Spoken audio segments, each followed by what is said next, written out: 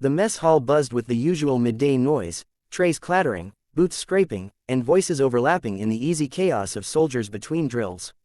Sunlight poured through the wide windows, glinting off medals, utensils, and the sweat of those fresh from training. No one paid much attention to the quiet woman sitting alone at the far end. She was just another face, or so it seemed. Dressed in standard fatigues, cap low over her eyes, she ate in silence, slow, precise movements, every gesture deliberate. A few recruits snickered when she refused to look up, mistaking her stillness for shyness. "Hey, you knew," one of them called, swaggering toward her table with the careless confidence of a man who didn't know when to stop. "You lost, ma'am, office's mess is that way." She didn't answer, just kept eating. Fork, bite, chew, perfect rhythm. The others laughed. The leader leaned closer. "I said," before he could finish, a shadow fell across them. Chief Petty Officer Harris, built like a tank, beard trimmed to regulation perfection, had stopped mid-stride. His eyes locked on the woman, and his expression shifted from irritation to something like disbelief. "Stand down, Morales," Harris said quietly. The recruit blinked. "Sir." "Now." Harris stepped closer. The hall had gone eerily silent. The woman finally looked up. Calm gray eyes met his, steady, assessing, the kind that made seasoned men straighten instinctively. Harris' jaw clenched. "Ma'am," he said, and to everyone's shock, he saluted. Trays froze mid-air. A corporal whispered, "What the hell?" Morales frowned. "Wait, why are you?" Then they noticed it, the faint silver insignia pinned above her name tag. The trident, the SEAL emblem. For a heartbeat, no one breathed. Every soldier in that room knew what that symbol meant. Few earned it, even fewer survived the path it demanded. She rose slowly, her posture effortlessly straight, her voice calm but carrying the weight of command. "Next time you speak to someone you don't recognize," she said evenly, "make sure you know who you're talking to. No anger, no arrogance, just truth, delivered like a blade's edge."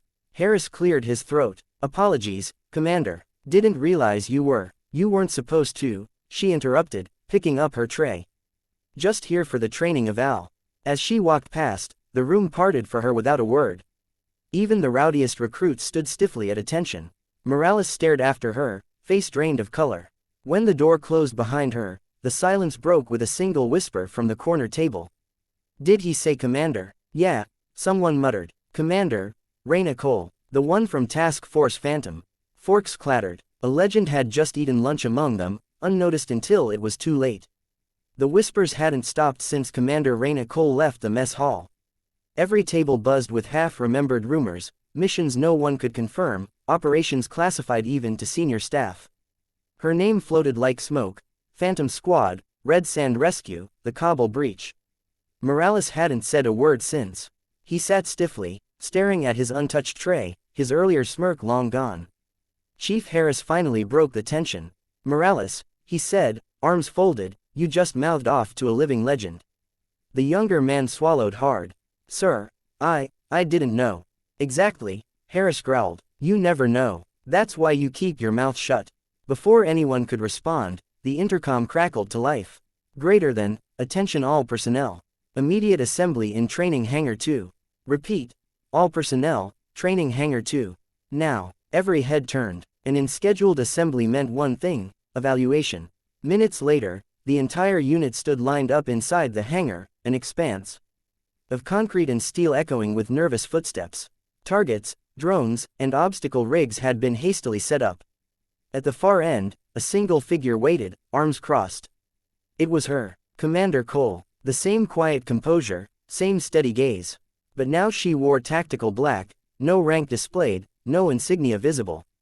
Only the faint scar along her jaw caught the light as she addressed them. "Earlier today," she began, voice carrying effortlessly through the hangar, "I observed your discipline during downtime. What I saw was lacking.